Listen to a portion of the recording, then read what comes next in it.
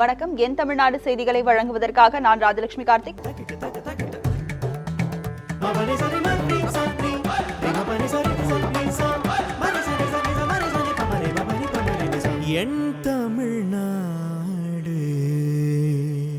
எண்ணூர் கடல் பகுதியில் மிதக்கும் எண்ணெய் படலத்தை அப்புறப்படுத்தும் பணி விரைவில் நிறைவடையும் என மீன்வளத்துறை அமைச்சர் ஜெயக்குமார் தெரிவித்துள்ளார். சென்னை நடுக்குப்பம் பகுதியில் தற்காலிக மீன் சந்தையை திறந்து வைத்த மீன்வளத்துறை அமைச்சர் ஜெயக்குமார், மீன்பிடி உபகரணங்கள் பாதிக்கப்பட்டுள்ளதால் அதற்கான கள ஆய்வு மேற்கொள்ளப்பட்டு வருவதாக தெரிவித்தார். எண்ணூர் கடல் பகுதியில் மிதக்கும் எண்ணெய் படலத்தை அப்புறப்படுத்தும் பணி விரைவில் நிறைவடையும் என்றும் அமைச்சர் குறிப்பிட்டார். இப்போ என்னென்ன ஆயில் வந்து அந்த 100% ஆயிலு அங்கங்கே பே மாதிரி இருக்கிற இடத்துல ஒதுங்கிடுச்சு. ஃபார் எக்ஸாம்பிள் வந்து இப்போ ராமகிருஷ்ணா நகர் எண்ணூரில் மட்டும் பார்த்தீங்கன்னா உங்களுக்கு வந்து டோட்டலாக 80% ஆஃப் த ஸ்பில்லேஜ் ஆயில் வந்து கரையிலே கலெக்ட் பண்ணிடுச்சு. ஸோ கரையில் கலெக்ட் பண்ணிடும் போது அங்கே வந்து சக்கர் மிஷின் வச்சு சூப்பர் சக்கர் அதுவும் அது பார்த்தீங்கன்னா கிட்டத்தட்ட வந்து ஒரு 50 டன் இதை வந்து பார்த்தீங்கன்னா 1 ஹவரில் உறிஞ்சி தள்ளிடும். அந்த மிஷினையும் போட்டு பார்த்தீங்கன்னா அந்த க்ரூட் ஆயில் இருக்கு இல்லையா, கம்ப்ளீட்டாக வந்து அது வந்து புல் பண்ணுற அளவுக்கு அதனுடைய கெப்பாசிட்டி கிடையாது. ஸோ அதனால் என்ன பண்ணோம், மேன் பவர் வச்சு கம்ப்ளீட்டாக வந்து இப்போ எவ்வளோ 50 டன் எடுத்துருக்குறோம். இன்னும் என்ன ஒரு 10 டன்னு. ஸோ எல்லோரும் ஒன்று கூடனா முடியாதது ஒன்றுமே இல்லையே. இப்போ 1500 பேர் சேர்ந்து வேலை செஞ்சதுனால இந்த பிரச்சனை முடிய போகுது. வாக்காளர் பட்டியலில் பெயர் இடம்பெற்று அலைபேசி எண் அளித்துள்ள 2,32,000 பேருக்கு பொது இ சேவை மையம் மூலம் இலவச வண்ண வாக்காளர் அட்டை பெற்றுக்கொள்ள குறுஞ்செய்தி அனுப்பப்பட்டுள்ளதாக தமிழக தலைமை தேர்தல் அதிகாரி ராஜேஷ் லக்கானி தெரிவித்துள்ளார். சென்னை தலைமை செயலகத்தில் செய்தியாளர்களிடம் பேசிய அவர், வாக்காளர் பட்டியலில் புதியதாக 15,26,985 பேரின் பெயர் சேர்க்கப்பட்டுள்ளதாக கூறினார். வாக்காளர் பட்டியலில் அலைபேசி எண்ணை இணைக்காதவர்கள் 1950 என்ற தொலைபேசி எண்ணுக்கு தொடர்பு கொண்டு தகவல் அளித்தால் அவர்களுக்கு குறுஞ்செய்தி மூலம் இலவச அட்டை கிடைக்க நடவடிக்கை எடுக்கப்படும் எனவும் ராஜேஷ் லக்கானி தெரிவித்தார். புதிய வாக்காளர்களுக்கு வண்ண வாக்காளர் அட்டை அச்சிடப்பட்டு வருவதாகவும் பிப்ரவரி 15ஆம் தேதிக்குள் வீடுகளுக்கு சென்று வண்ண வாக்காளர் அட்டை வழங்கப்படும் எனவும் ராஜேஷ் லக்கானி குறிப்பிட்டார். கிருஷ்ணகிரி அருகே கிணற்றில் தவறி விழுந்த யானைக்குட்டியை வனத்துறையினர் 4 மணி நேர போராட்டத்திற்கு பின்னர் பத்திரமாக மீட்டனர். ராயக்கோட்டை அருகே உள்ள வேப்பாளம்பட்டியில் நள்ளிரவில் வனப்பகுதியில் இருந்து உணவு தேடி யானை கூட்டம் விவசாய நிலங்களுக்கு வந்துள்ளது. அப்போது 10 வயது மதிக்கத்தக்க யானை ஒன்று ரோஜா என்பவரின் கிணற்றில் தவறி விழுந்தது. இதை பார்த்த அப்பகுதி மக்கள் வனத்துறையினருக்கு தகவல் கொடுத்துள்ளனர். இதையடுத்து சம்பவ இடத்திற்கு வந்த வனத்துறையினர் குட்டி யானையை மீட்கும் முயற்சியில் தீவிரமாக ஈடுபட்டனர். சுமார் 4 மணி நேர போராட்டத்திற்கு பின்னர் வனத்துறையினர் யானையை பத்திரமாக மீட்டனர்.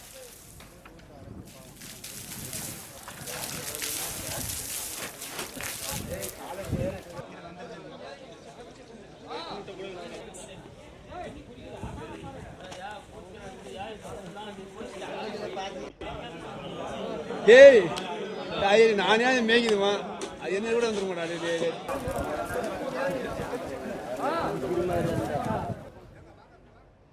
அரியலூர் மாவட்டம் ஜெயங்கொண்டம் அருகே கங்கை கொண்ட சோழபுரத்தில் உள்ள பிரகதீஸ்வரர் ஆலயத்தில் 85 ஆண்டுகளுக்கு பிறகு மகா கும்பாபிஷேகம் வெகு விமரிசையாக நடைபெற்றது. மாமன்னன் ராஜேந்திர சோழன் கங்கை வரை படையெடுத்து சென்று வெற்றி பெற்றதால் கங்கை கொண்ட சோழன் என்ற பட்டம் பெற்றான். அதன் நினைவாக கடந்த 1023ஆம் ஆண்டில் அரியலூர் மாவட்டத்தில் உள்ள கங்கை கொண்ட சோழபுரம் என்னும் புதிய தலைநகரை உருவாக்கி அங்கே பிரகதீஸ்வரர் ஆலயத்தை நிறுவினார்.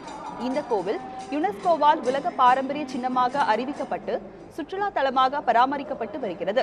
இந்த கோவிலுக்கு கடந்த 1932ஆம் ஆண்டு கும்பாபிஷேகம் நடந்ததாக கல்வெட்டுகளில் உள்ளன. அதன் பின்னர் 85 ஆண்டுகளுக்கு பிறகு தற்போது சோழீஸ்வரர் ஆலயத்தில் மகா கும்பாபிஷேகம் நடைபெற்றது.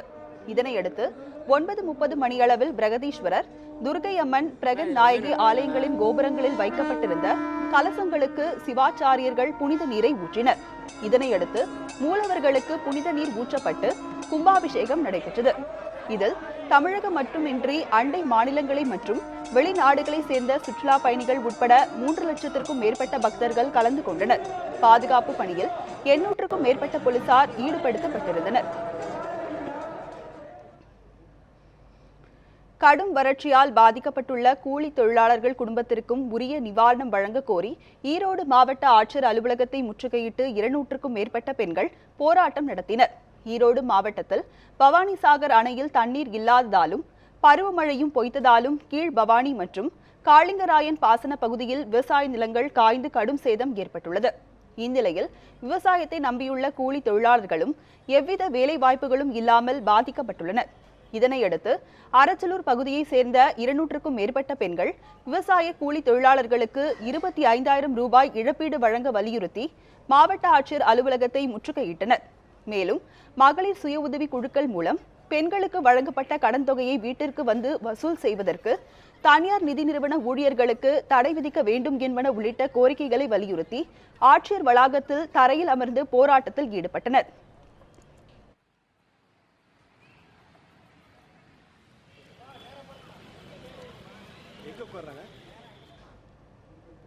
ஏடிஎம்களில் பணம் எடுக்க விதிக்கப்பட்டிருந்த கட்டுப்பாடு தளர்த்தப்பட்ட போதிலும் தேவையான பணத்தை எடுக்க முடியவில்லை என பொதுமக்கள் குற்றம் சாட்டுகின்றனர். பழைய 1000 மற்றும் 500 ரூபாய் நோட்டுகள் செல்லாது என்ற அறிவிப்பை தொடர்ந்து ஏடிஎம்களில் பணம் எடுப்பதற்கு பல்வேறு கட்டுப்பாடுகள் விதிக்கப்பட்டன. இதனால் தேவையான அளவு பணம் எடுக்க முடியாமல் பொதுமக்கள் பெரும் பாதிப்புக்குள்ளாகியுள்ளனர். இதனிடையே ஏடிஎம்களில் பணம் எடுப்பதற்கான கட்டுப்பாடுகள் தளர்த்தப்பட்டது. இருப்பினும் ஏடிஎம்களில் தேவையான அளவு பணம் எடுக்க முடியவில்லை என பொதுமக்கள் குற்றம் சாட்டுகின்றனர். ஏடிஎம்களில் 4000 ரூபாய் முதல் 6000 ரூபாய் வரை மட்டுமே பணம் எடுக்க முடிவதாக பொதுமக்கள் குற்றம் சாட்டுகின்றனர். மேலும் பெரும்பாலான ஏடிஎம்கள் மூடப்பட்டே இருப்பதாகவும் பொதுமக்கள் வேதனை தெரிவிக்கின்றனர். சொல்ல முடியாது. ஒரு சில ஏடிஎம்ல பணம் எடுக்கிறாங்க. பட் ஆனால் அந்த 4000 6000 மேலே எடுக்க முடியல. 4000 6000 மேலே எடுக்க முடியல. மோஸ்ட் ஆஃப் ஏடிஎம் வந்து சும்மா லாக் பண்ணி தான் வச்சுருக்காங்க. இன்னும் ப்ராப்பராக எங்கேயும் ஃபுல் இதில் வந்து ஸ்விங்கில் கேஷ் எடுக்க முடியுது. விடுதலை புலிகளின் அரசியல் பிரிவு தலைவர் தமிழ்ச்செல்வன் கொல்லப்பட்டதை கண்டித்து இரங்கல் ஊர்வலம் நடத்தி கைதான வைகோ மீதான வழக்கு விசாரணை வரும் 10ஆம் தேதிக்கு ஒத்திவைக்கப்பட்டுள்ளது. இலங்கை ராணுவத்தால் தமிழ்ச்செல்வன் குண்டு வீசி கொல்லப்பட்டதற்கு இரங்கல் தெரிவித்து சென்னையில் கடந்த 2007ஆம் ஆண்டு நவம்பர் 12ஆம் தேதி மதிமுக பொதுச் செயலாளர் வைகோ, தமிழர் தேசிய இயக்கத் தலைவர் பழ நெடுமாறன் உட்பட ஏராளமானோர் இரங்கல் ஊர்வலம் நடத்தினர். இந்த ஊர்வலத்திற்கு போலீஸ் அனுமதி தர மறுத்ததால் தடையை மீறி ஊர்வலம் நடத்திய வைகோ, நெடுமாறன் உட்பட 262 பேர் கைது செய்யப்பட்டு புழல் மத்திய சிறையில் அடைக்கப்பட்டனர். இந்த வழக்கு விசாரணை தாமதமாகி வரும் நிலையில் வைகோ இன்று சென்னை பெருநகர குற்றவியல் நடுவர் நீதிமன்றத்தில் ஆஜராகி வழக்கை துரிதப்படுத்துமாறு கூறினார். வழக்கை விசாரித்த நீதிபதி கோபிநாத் வரும் 10ஆம் தேதிக்கு வழக்கை ஒத்திவைத்தார். ஒவ்வொரு ஆண்டும் எனக்கு பாதிப்பு இருக்கிறது. நீதிமன்றத்திலே வந்து எனக்கு நோ அப்ஜெக்ஷன் சர்டிஃபிகேட் வாங்கினாதான் நான் பாஸ்போர்ட் வாங்க முடியுது. வழக்கை துரிதப்படுத்தி நடத்த சொல்லுங்க. அவங்க சமன் கூட மற்றவங்களுக்கு அனுப்பலை. நானாக தான் இந்த கோர்ட்டில் முந்தி சரண்டர் ஆனேன் அப்படின்னு சொன்னேன். நீதிபதி அதனால் இது பற்றி பிரிவு 258 கீழ் ஒரு மனு தாக்கல் செய்யுமாறு கூறியிருக்கிறார். மனு தாக்கல் செய்வதற்கு ஏற்பாடு செய்திருக்கிறேன். எண்ணூர் அருகே கப்பல்கள் மோதிய விபத்தில் ஏற்பட்ட எண்ணெய் கசிவை அகற்றும் பணி 6வது நாளாக தொடர்கிறது. இது குறித்த கூடுதல் தகவல்களை நமது செய்தியாளர் தயானந்திடம் கேட்கலாம். தயானந்தன், தற்போது அங்குள்ள நிலவரத்தை குறித்து பதிவு செய்யுங்க. வணக்கம் ராஜலட்சுமி. இப்போ தொடர்ந்து 6வது நாளாக எர்ணாவூர் கடற்கரை பகுதியில் படர்ந்திருந்த எண்ணெய் பள்ளங்களை அகற்றும் பணி தொடர்ந்து நடைபெற்றே வந்துட்டு. அதாவது இந்த பணிகளில் தீயணைப்புத் துறையினரும், மாசு கட்டுப்பாட்டு வாரியத்துறையினர், கடலோர காவல் படையினர், அது மட்டும் இல்லாமல் தன்னார்வலர்களாக மீனவர்களும் இளைஞர்களும் ஏராளமானோர் இந்த பணியில் ஈடுபட்டு வராங்க.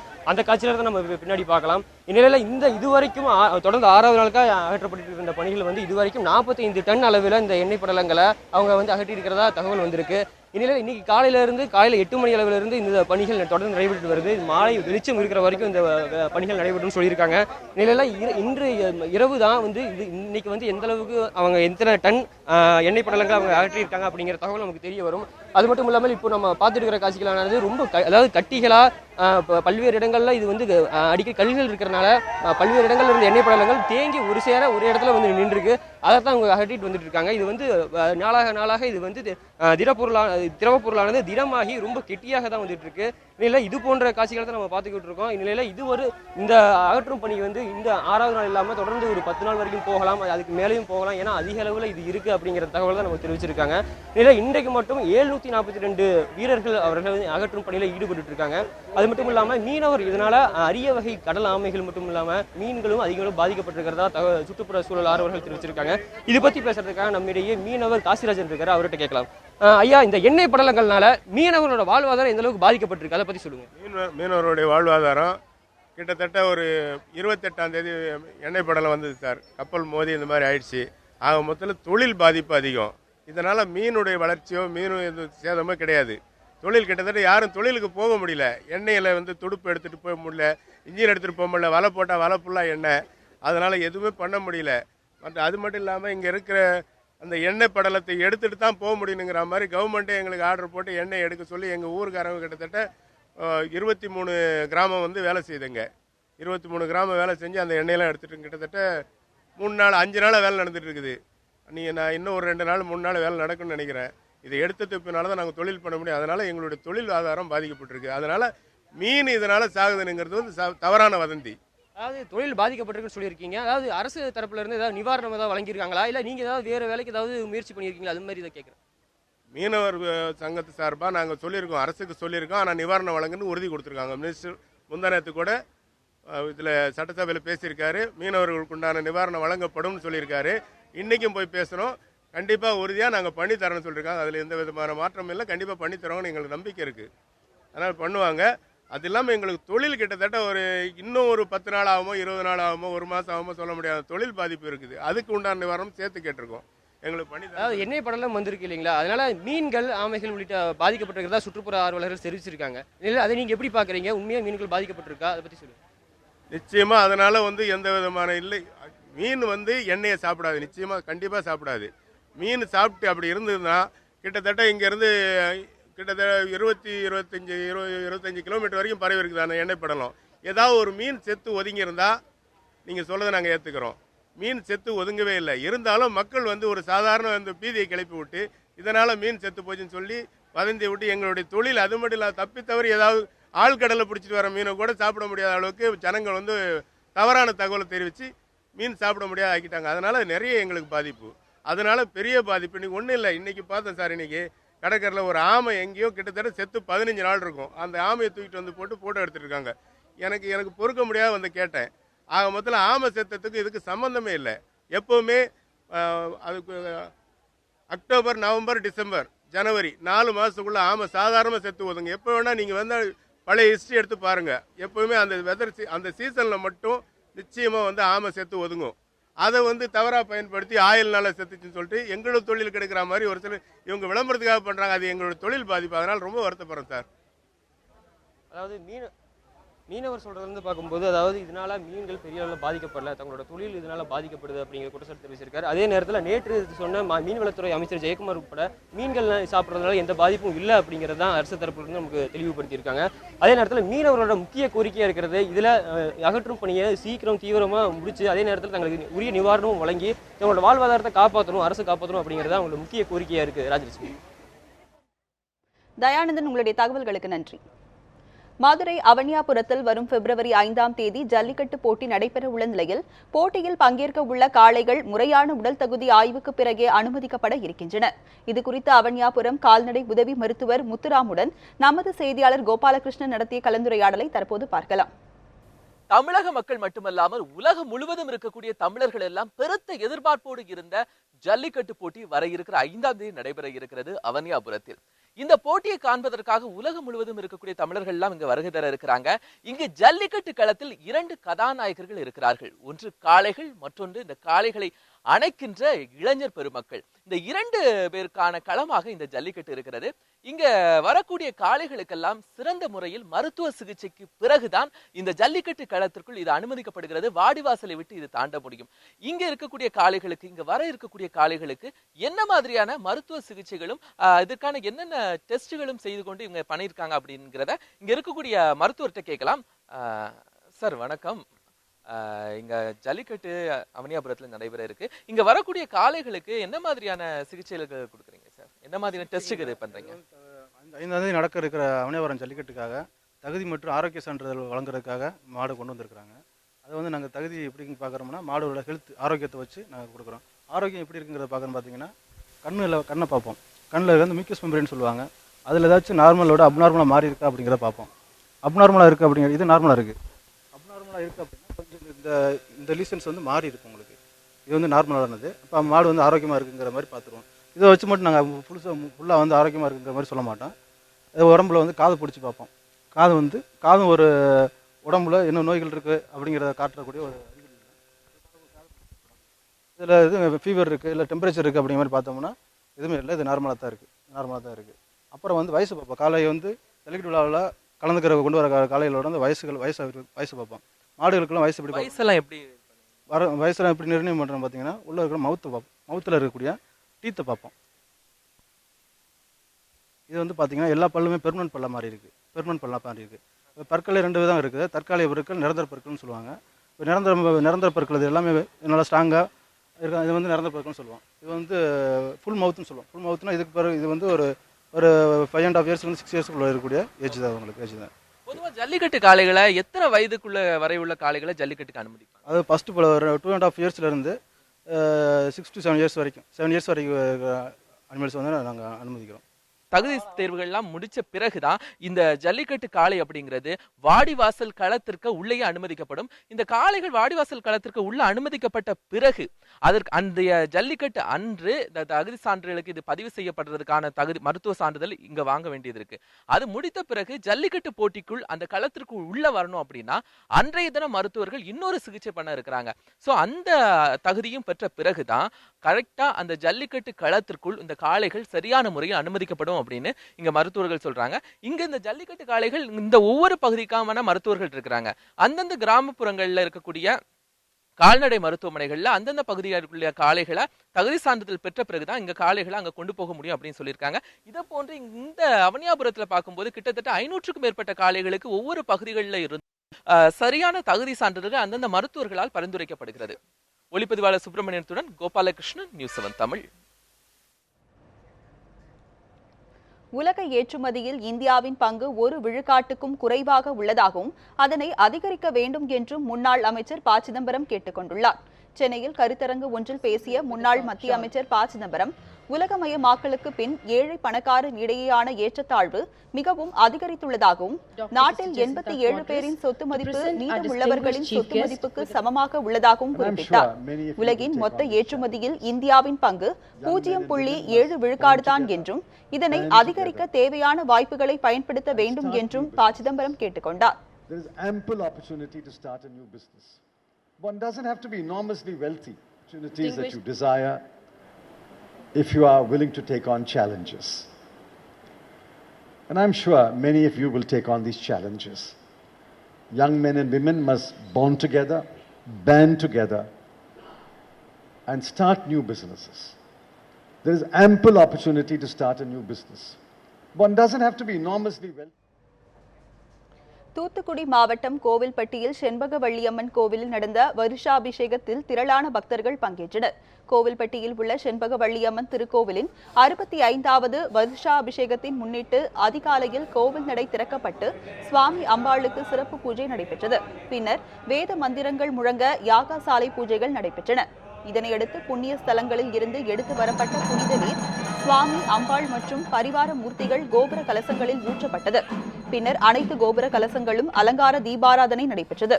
இந்நிகழ்ச்சியில் திரளான பக்தர்கள் கலந்து கொண்டு சுவாமி தரிசனம் செய்தனர். ஆந்திர மாநிலத்தில் இருந்து பூண்டி ஏரிக்கு வரும் கிருஷ்ணா நீரின் அளவு நொடிக்கு 382 கன அடியாக குறைந்தது. சென்னைக்கு குடிநீர் வழங்கும் ஏரிகளில் ஒன்றான பூண்டி ஏரிக்கு கிருஷ்ணா நீர் பங்கீட்டு ஒப்பந்தப்படி ஆந்திர மாநிலம் கண்டலேறு அணையில் இருந்து கடந்த மாதம் 9ஆம் தேதி மாலை தண்ணீர் திறக்கப்பட்டது. தண்ணீரின் அளவு படிப்படியாக அதிகரிக்கப்பட்டு நொடிக்கு 1850 கன அடி வரை உயர்த்தப்பட்டது. இந்த தண்ணீர் கடந்த 19ஆம் தேதி தமிழக எல்லையான ஊத்துக்கோட்டைக்கு வந்தடைந்தது. அங்கிருந்து 21ஆம் தேதி பூண்டி ஏரிக்கு கிருஷ்ணா நீர் சென்றடைந்தது. ஆந்திர மாநிலம் கண்டலேறு அணையில் நொடிக்கு 1850 கன அடி தண்ணீர் திறக்கப்பட்ட நிலையில் வழியெங்கும் பயன்படுத்தியது போக 424 கன அடி தண்ணீர் பூண்டி ஏரிக்கு வந்தது. இந்த தண்ணீரின் அளவு இப்போது 382 கன அடியாக குறைந்ததால் சென்னை குடிநீருக்காக போதிய நீர் கிடைப்பது காலதாமதமாகும் நிலை ஏற்பட்டுள்ளது. பூண்டி ஏரியின் மொத்த கொள்ளளவான 3231 மில்லியன் கன அடியில் இப்போது 736 மில்லியன் கன அடி தண்ணீர் இருப்பு உள்ளது. தஞ்சை அருகே வீட்டின் பூட்டை உடைத்து 200 சவரம் நகைகளை மர்ம நபர்கள் கொள்ளையடித்து சென்ற சம்பவம் பெரும் பரபரப்பை ஏற்படுத்தியுள்ளது. திருவையாறு அருகே உள்ள கல்யாணபுரம் பகுதியைச் சேர்ந்த தனியார் நிறுவன பொறியாளர் சுந்தரம் குடும்பத்துடன் வெளியூர் சென்றுவிட்டு வீடு திரும்பியுள்ளார். அப்போது வீட்டின் கதவு உடைக்கப்பட்டிருந்ததை கண்டு அதிர்ச்சியடைந்த சுந்தரம் வீட்டின் உள்ளே சென்று பார்த்தபோது பீரோவில் இருந்த 200 சவரம் நகைகள், 2 கிலோ வெள்ளி, 2 லட்சம் ரூபாய் ரொக்கம் கொள்ளை போனது தெரிய வந்தது. இது தொடர்பாக சுந்தரம் கொடுத்த புகாரின் பேரில் போலீசார் வழக்கு பதிவு செய்து விசாரணை நடத்தி வருகின்றனர்.